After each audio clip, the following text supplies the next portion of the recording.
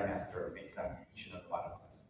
So we call it FOMO, which is volume, and then VIGA, which is number.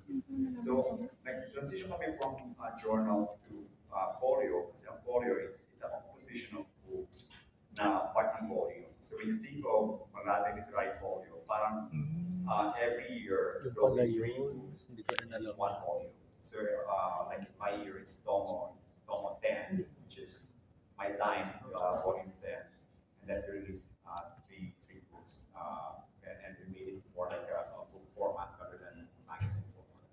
So yun time na parang isa ng hardbound, and then also introduced maraming changes sa Salmon, definitely literary contest, annual literary contest.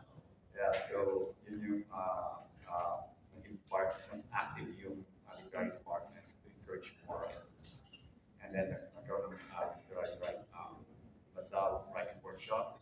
And at the same time, encourage a lot of students na mag-join ang ibang workshop outside of Basal, yung Liman writing workshop, Siliman writing workshop. So all those things currently changes during my time.